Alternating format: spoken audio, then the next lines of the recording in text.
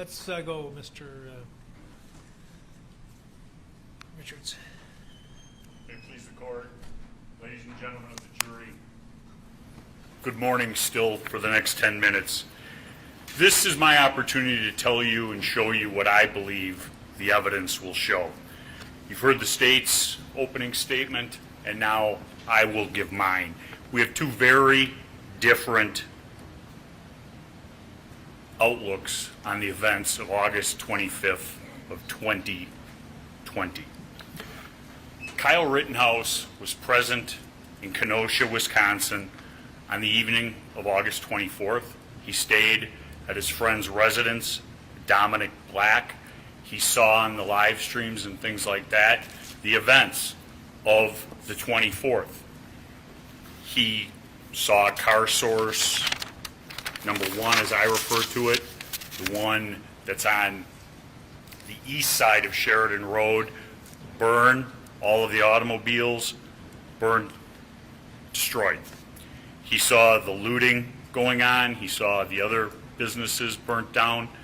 And the next morning, he went down to downtown Kenosha to look at the damage.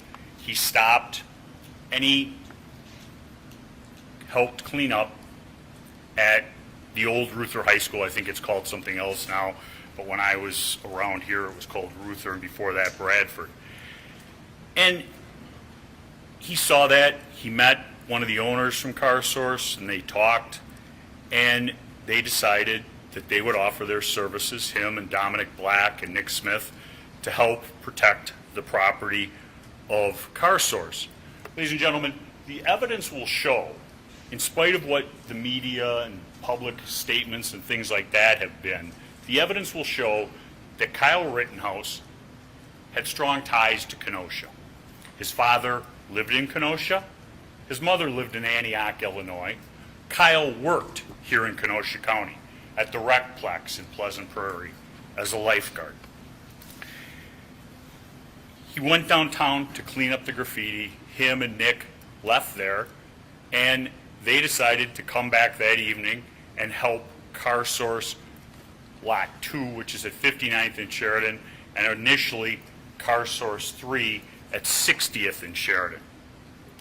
And when they were doing that, they met other individuals who had come to town at the urging of websites and things like that, and then just a general, I would say, distaste for the destruction. And those guys from the West Bend area, Ryan Balch, Lukowski, Joanne Fiedler, agreed that they would all help protect the Car Source lots. And initially, they went to the lot at 59th early in the evening. And what will end up being, you will see the events of that night unfold in video and still photographs. But ultimately, what this case will come down to, it isn't a whodunit, when did it happen, or anything like that. It is, was Kyle Rittenhouse's actions privileged under the law of self-defense? That is, that the defendant believed that there was an actual or imminent unlawful interference with his person.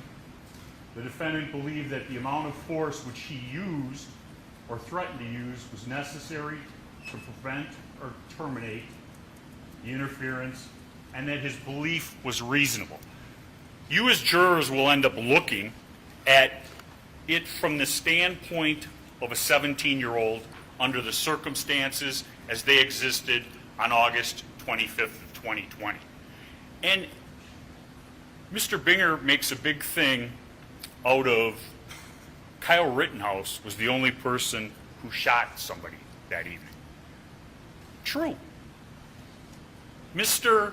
Rittenhouse was the only person who was chased by Joseph Rosenbaum that evening. This is Joseph Rosenbaum. And what's important in this photograph is, one, it will allow you to identify him throughout the course of trial. Notice the belt, the baggy, lengthy jeans, and there will be a fair amount of testimony, I'm sure, regarding the maroon shirt. He's obviously currently wearing it. Mr. Rosenbaum was at a location, and Mr. Rosenbaum had,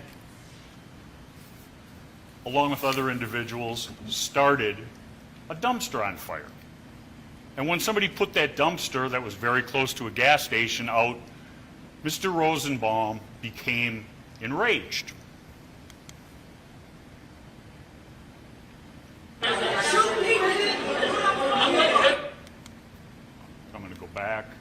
Is the sound on? Everything you got, shoot me, nigga. Shoot me, nigga. That's just a brief snippet of that interaction. And he was upset, and he's yelling that he wants to be shot. And you'll see individuals in the full video, which you'll see in the course of trial, holding him back, trying to stop him from getting at an individual who is dressed with a baseball cap, an AR rifle, and short pants, who looks very much like Kyle Rittenhouse. Here's Mr. Rosenbaum during the evening. Him and his friend or associate, Joshua Zeminski, had just come from starting a trailer on fire. He arms himself with a chain and goes up and down Sheridan Road, carrying this rather heavy chain used to tie down equipment. Next is a still photograph taken from the Ultimate gas station where he was shouting, "Shoot me, nigger, shoot me, nigger," at a Black Lives rally. Who is that behind him? Joshua Zeminski. The evidence will show that Mr. Zeminski, also named as Alec Blaine, and Mr. Rosenbaum are together throughout the evening. And Joshua Zeminski plays a central role in this scenario on August 25th. One, creating chaos and havoc with Mr. Rosenbaum, and two, more importantly, when we finally get to car source number 3, Mr. Zeminski is the individual who fires the first shot that evening, behind Kyle Rittenhouse as he's being chased by Mr. Rosenbaum. Here's a picture with 2 circles. Mr. Rosenbaum and Mr. Zeminski starting the trailer on fire on Sheridan Road along with a dumpster. You see the photograph, the second one circled. The testimony will show that that is in fact Mr. Rosenbaum wearing a blue mask, not his shirt over his head, and carrying a bag, which I'm sure there will be much testimony about. Other individuals in this, once again, Mr. Zeminski. In the photograph taken at the Ultimate, this is a still from one of the videos you'll get to see, is Mr. Zeminski armed with the weapon that he ultimately fires at the car source 3. The individual with the red hair is Kelly Zeminski. She has a backpack and there's a circle on her hand with a big, heavy flashlight. As you can see, there was no need that evening for a flashlight other than it being a weapon. Count 2 is an individual by the name of Richard McGinnis. He was a reporter covering the riots in Kenosha. He had covered the riots in Portland, Minneapolis, and he will tell you, what he's called to the witness stand by either the state or myself, that he was dressed like this that night. The black t-shirt with the white back, the helmet on his head, and he had interviewed Kyle Rittenhouse and talked to him, and Mr. Balch and Rittenhouse were going to go out and see if anybody needed medical attention that evening, and Richie McGinnis was going to follow along. He will testify that he goes out with them, and eventually they have an interaction with the individual who we refer to as Yellow Pants Man. This is Gage Grosskowitz, the the individual who is the victim, or excuse me, the complaining witness in count 5. I apologize. And in that photograph, you see that he's wearing a backpack and he has his cell phone in his hand, as he does throughout the evening, filming. Photograph 10, excuse me, the next photograph, is, the evidence will show Gage Groskowitz running down Sheridan Road, and you see his hand going into the back of his waistband, pulling out a firearm to arm himself. The evidence will show, through testimony of an individual by the name of Nathan DeBruin, that yellow dot right up there is where Kyle Rittenhouse is as they chase him down Sheridan Road. Mr. Groskowitz is not in any danger. Kyle Rittenhouse has already told him that he's going to turn himself into the police, yet he arms and continues with the mob to attack. This is a picture of Anthony Huber, the individual who attacks my client as he's laying on the ground after being kicked in the head by Jump Kick Man with his skateboard. He's hit him with the skateboard as he was running down Sheridan Road, and then as he's laying prone on the ground, he comes in for another hit on his head and then grabs Kyle Rittenhouse's firearm to try and take it away from him. The next photograph is a picture to look at the whole skateboard, the size of that skateboard, the trucks of that skateboard. Ladies and gentlemen, I would love to be able to hold up that skateboard in front of you as evidence today, because then you could see it. You could see the weight and the heft of what a skateboard is. And what that skateboard would do is somebody takes it in their hand and swings down on somebody's shoulder, head, and neck, trying to separate the head from the body, as Mr. Huber did. But Your Honor, I'm going to object to the argument here, Your Honor. This is straying beyond a characterization of the evidence, and it's Mr. Richards' interpretation as an argument. you'll see the photographs, you'll see the videos, and ultimately you'll get to make the decision of what Anthony Huber was trying to do. The skateboard doesn't exist because Ms. Giddings, his girlfriend, in spite of repeated requests by Detective Howard, refused to produce it. That's what the evidence will show. Mr. Huber, at the ultimate gas, holding back Mr. Rosenbaum, who is ultimately the individual who lit the fuse that night. Man I refer to as Jump Kick Man, or the non-complaining witness. Kyle is laying on the ground after being knocked to the ground by an individual hitting him in the head with a rock, Anthony Huber hitting him with the skateboard, and Jump Kick Man comes in, kicks him square in the face with his black boot. Close-ups of that. And as he's kicking him in the face, Kyle fires 2 shots at that individual. He's not hit. He gets up and he runs away into the night, never to be seen again, never coming forward to identify himself as a victim, complaining witness or otherwise, to law enforcement. We looked for him, the evidence will show. The state looked for him, the evidence will show. Those are the big players in this case. But ultimately, what you'll end up having to decide, looking at all the circumstances of that evening, are the events that occurred over really a brief 15-minute period, but more importantly, 3 minutes. The police spread or push people south to approximately 60th. That's something we can agree. There's no line set up to stop Kyle or anybody else going in a southerly direction down Sheridan Road. There's no statement that if you go in that direction, you can't come back if you have business in that direction. Kyle an individual by the name of Ryan Balch, followed by Richard McGinnis, go down there, Sheridan Road.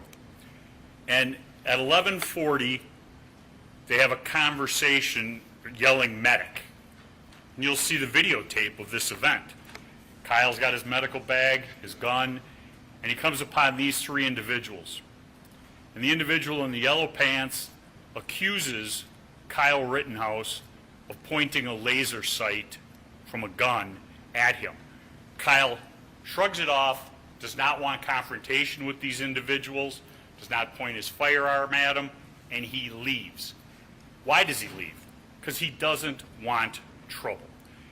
These are the three individuals who were with Yellow Pants. One individual is carrying a noose. I don't know what that's for.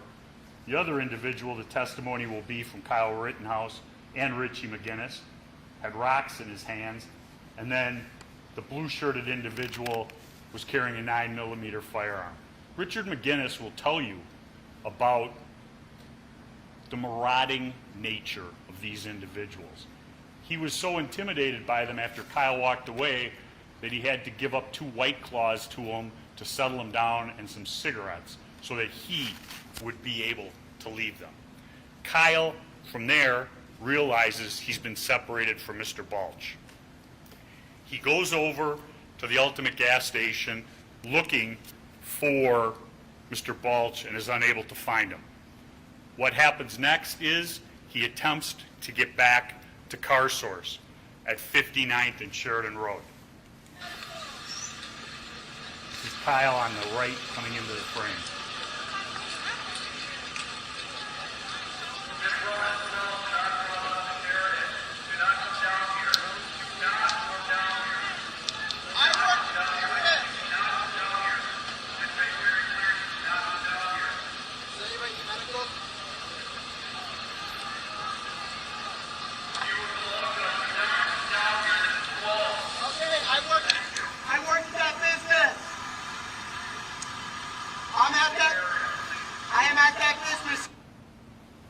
They don't let him pass. He goes back to the Ultimate gas station, and a few minutes later, at approximately 11:45, he receives a phone call from Dominic Black. Dominic Black informs him, the evidence will show, that they're breaking windows and starting fires down at Car Source 3. Go and stop them. He asks an individual for a fire extinguisher and asks the individual to go down to Car Source 3 with him. The individual gives him the fire extinguisher but does not go with him. And Kyle heads down to Car Source 3. He doesn't know that Mr. Rosenbaum is down there. He's been asked to go down there by Nick Smith. He heads down Sheridan from 60th, walking to Sheridan and 63rd where the Car Source is. That's a picture of him from a video leaving the Car Source at 11:46 p.m. approximately. He has his firearm, and he has, as you can see in his other hand, a fire extinguisher to put out the fires that are being started down there. This is an aerial photograph that the state had referred to in its opening, and it's actually started to roll, and you'll see circles in here. There's Kelly Zeminski in the green lettering, and that's a thermal image, excuse me. I don't think I get started. It starts very slowly.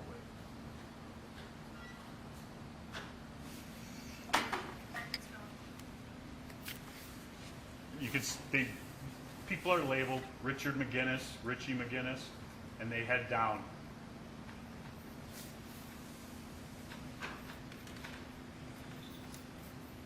You see Mr. Rosenbaum come around from hiding in the cars, beginning to chase my client. You'll see the flash of the firearm from Mr. Zabinski, and you'll see the flashes of his first shots. I'm not responsible for cutting this video.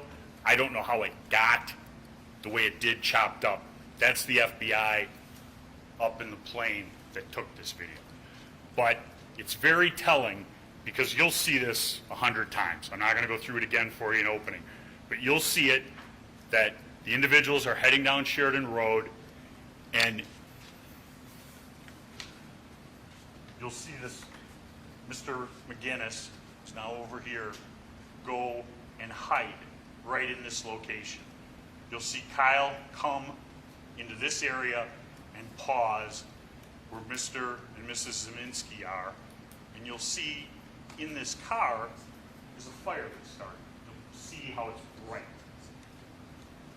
And they go, Kyle runs in this direction, trying to get away from Mr. Rosenbaum. Ladies and gentlemen, Kyle Rittenhouse is under no obligation whatsoever to retreat from Mr. Rosenbaum. He does. He runs away from him because he doesn't want a confrontation. He doesn't want trouble, which makes no sense with what the state says about him hunting or chasing him down. He's trying to get away from the individual. You'll hear testimony, not just from Kyle Rittenhouse, but Balch, Mr. Balch, about Joseph Rosenbaum stating to Kyle and to Ryan Balch in each other's presence, if I get either of you two alone, I'm going to kill you. Flat out threats to murder. When Mr. Rosenbaum is shot in the car source lot 3, there's been a gunshot behind Kyle. He turns to address Mr. Rosenbaum with his firearm. Mr. Rosenbaum is not deterred. He continues to run. And you'll see that on numerous videos, closing the distance. Mr. Rosenbaum could have stopped at any time. Mr. Rosenbaum is wearing that maroon shirt on his face as a mask, covering up his identity, because he wants to steal my client's firearm and use it against him to carry out the threat he had made earlier. That isn't just the word of Kyle Rittenhouse made up after the fact. You'll hear the testimony of Richie McGinnis, who was close that evening. He was following behind them. You'll see him on the video. He'll testify to you in court. He did not feel endangered. He was doing his job. He will testify that Joseph Rosenbaum let out, as he put it, one of the scariest screams I ever heard, yelling, "Fuck you," and dove for Kyle Rittenhouse's gun. Kyle Rittenhouse fires. He fires 4 shots at Joseph Rosenbaum. The state wishes to slow everything down into a microsecond. Those 4 shots, the evidence will show, took 0.76 of a second, 76 hundredths of a second from first shot to last shot. Those shots will be put, those measurements will be put forth by Dr. John Black, who's a certified video examiner. He breaks every frame down. He knows how much each frame takes. He counts the frames, and he comes up with that time.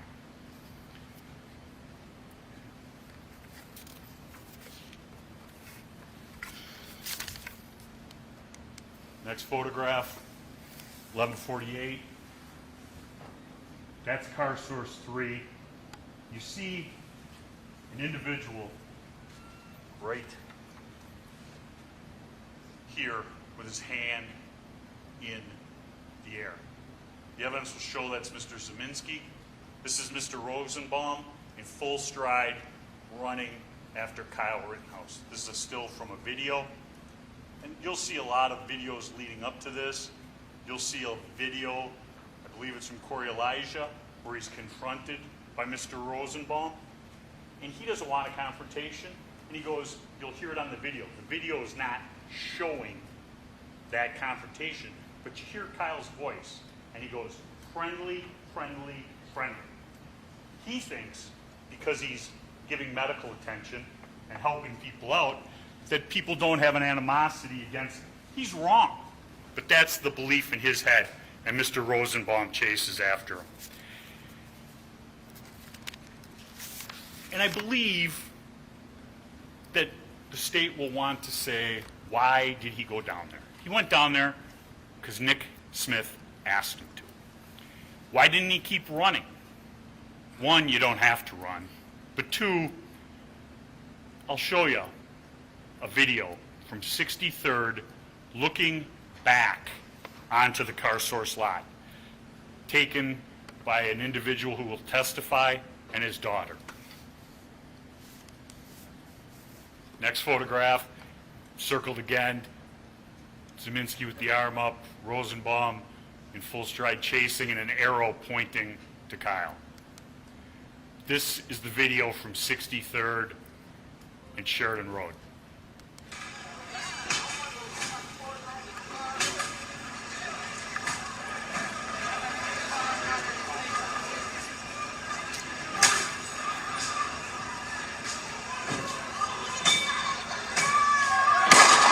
Oh shit.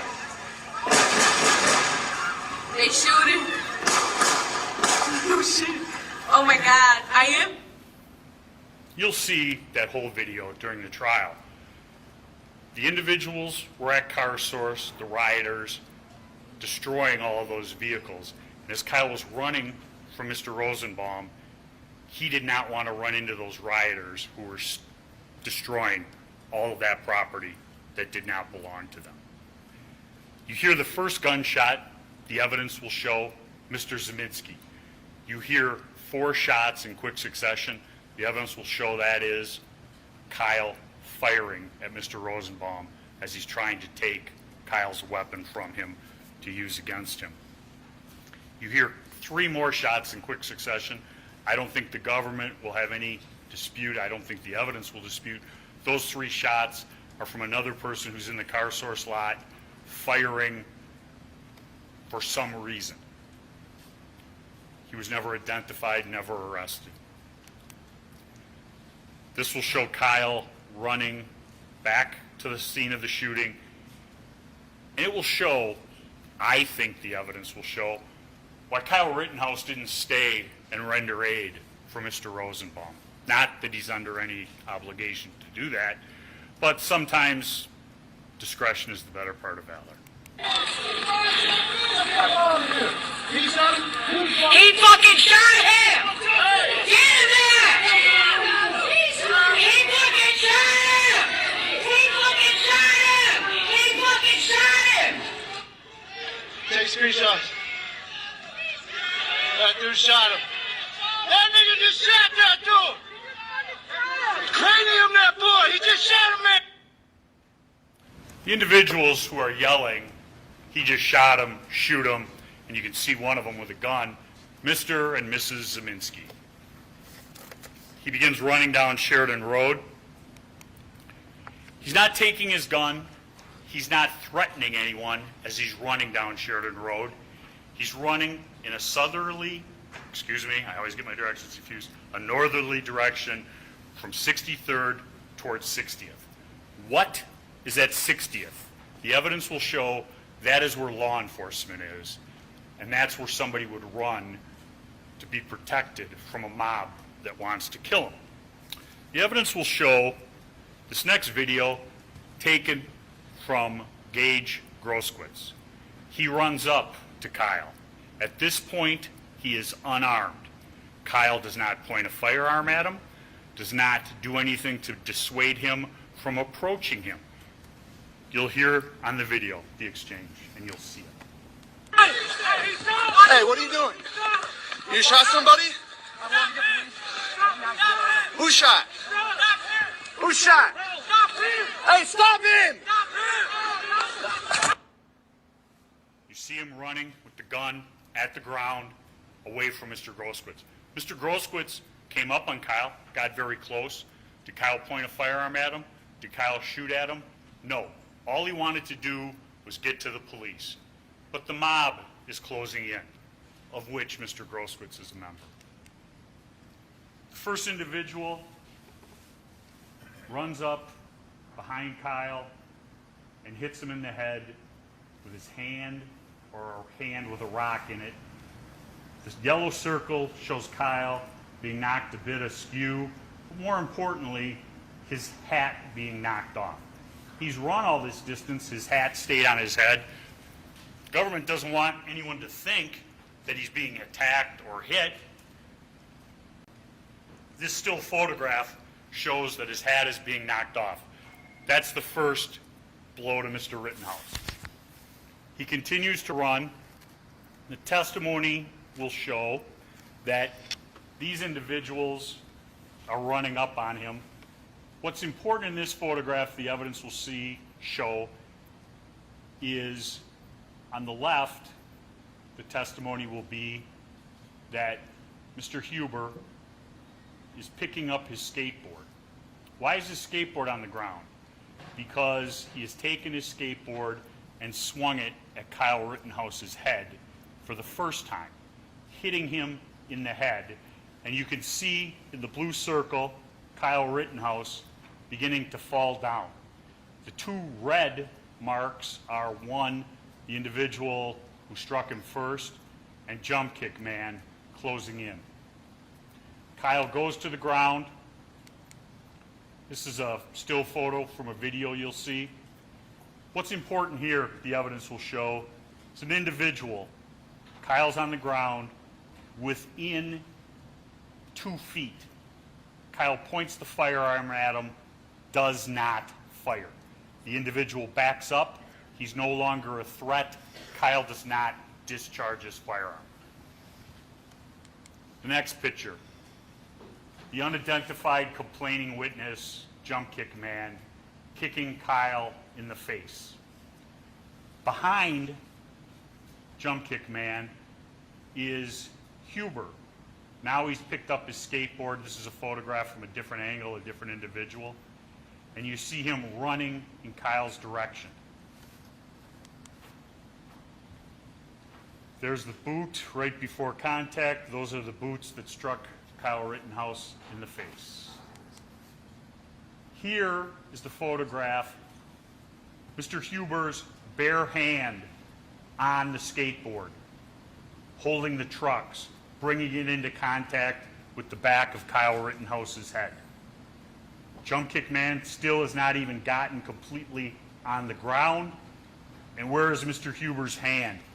And it's important here, ladies and gentlemen, it's a bare hand grabbing his gun. The state will produce evidence, I believe, that there's no DNA on the gun. He must not have touched it. Ladies and gentlemen, there's video photographic evidence of him touching the gun. Next, the bare hand pulling the gun towards him. Jump Kick Man getting up to run away. You can see a close-up, the bare hand on the gun. Kyle Rittenhouse flat on his back in the most vulnerable position one can be in. There, the strap is pulled tight. Mr. Huber's trying to pull the gun away from Kyle Rittenhouse as he's laying flat on his back. Kyle's afraid he's going to be disarmed and shot with his own weapon, the evidence will show. He fires one shot, striking Mr. Huber. In this photograph, just entering from the right, the evidence will show is Gage Grosskreutz. One hand, a phone, one hand, a firearm. Here's Gage Grosskreutz with his hands up. Kyle Rittenhouse does not fire. Look at the distance between them. Huber's skateboard has not even hit the ground yet. That's how fast all these things occur. Mr. Grosskreutz does not stay in that position or back up. He moves in on Kyle, getting closer, pointing the gun almost directly at his head. As the state said, he's like this, but look at where the gun is going. The gun is in the circle. It hasn't got directly to pointing at Kyle's head, but it's going there. Kyle fires once, hitting him. Another individual approaches after Gage Groskowitz has been shot, puts his hands up. Kyle Rittenhouse does nothing. In that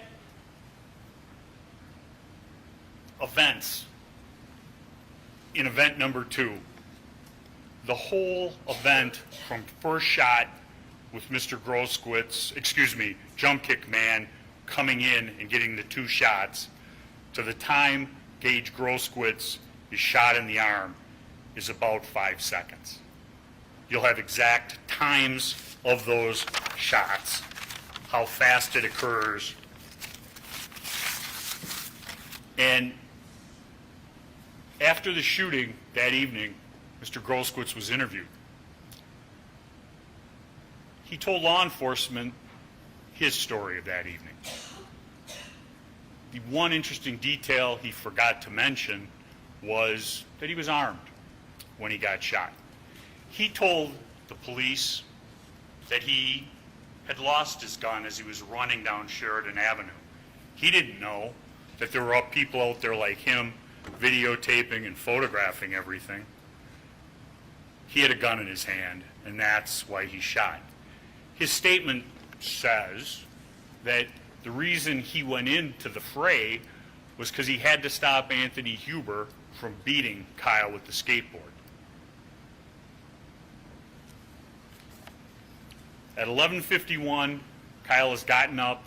There are individuals around who are in that area who've come at him. He's pointed his firearm, backed them off, and he continues in a northerly direction down Sheridan Road to 60th.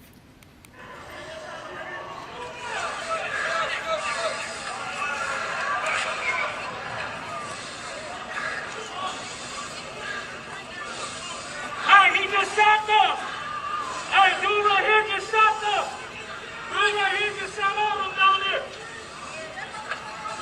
That dude just shot them right there! That dude right here! Yeah!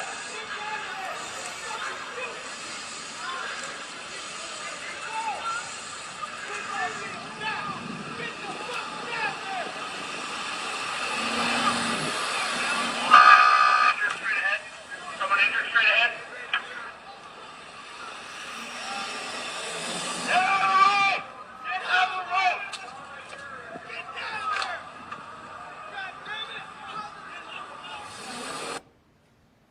You see Kyle with his hands up approach the police car to turn himself in.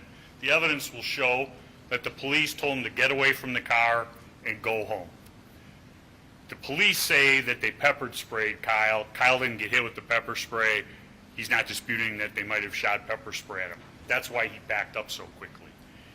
He finally makes his way to car source 2 back at 59th, meets up with Dominic Black, the individual who sent him down to car source 3, tells him about what had happened. Dominic Black, I believe, will testify that he saw him. He was white as a ghost, sweating like a pig, and he was explaining what happened, saying he had to do it. It was self-defense. They talk about going home to Antioch. Dominic Black takes him home. They leave about 10 to 12, and at 1:20, Kyle Rittenhouse and his mother are walking into the Antioch Police Department, turning themselves in to the police, which is what he wanted to do here in Kenosha, but the way Kenosha was that night, with the police department surrounded by fence and things like that, he couldn't. He turned himself into law enforcement. He said from that day what he did. He's made no bones about that. He acted in self-defense, ladies and gentlemen.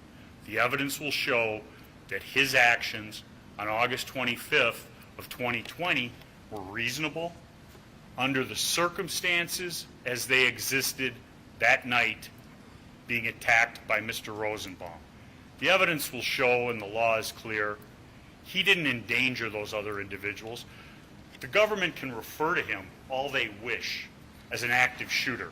The only person he had shot was Joseph Rosenbaum, who had made threats to kill, had made numerous statements about ripping people's hearts out. He wasn't afraid to go back to jail. And Nathan DeBroom will testify to some of the actions of Mr. Rosenbaum that night. And he'll testify, and it was one of the more telling statements, I thought, in a statement. If there was trouble that night, Joseph Rosenbaum was there. And that's ultimately who visited himself upon Kyle Rittenhouse. The evidence will show he thought, probably, that he could get that gun from Kyle Rittenhouse. He was wrong. Kyle Rittenhouse protected himself, protected his firearm so it couldn't be taken, used against him or other people from Mr. Rosenbaum who'd made threats to kill, and the other individuals who didn't see that shooting attacked him in the street like an animal. Ladies and gentlemen, that's what the evidence will show. Thank you. Thank you, Mr. Richards. Let's break for lunch, folks. I'm going to take a vote now, and I don't want to influence by phrasing it one way or another. Are you comfortable with the temperature here? I'm going to ask how many think it's too warm, just right, or too cool. So, how many think it is too warm in here? How many think it is just right in here? 2, 4, 6, pretty much everybody. How many think it's cold in here? All right. Well, the majority is going to rule, unfortunately. Okay, thank you. We have this blower up here, which on occasion I used to, and it's gotten progressively worse over the years in terms of its enormity and intensity, but it controls the entire building, so I can't shut it. I can't ask them to shut it down because it has control over the air throughout the entire building, and it's tied into what they did to the ceiling here in 1965 or so. All right, with that, please don't talk about the case during the break.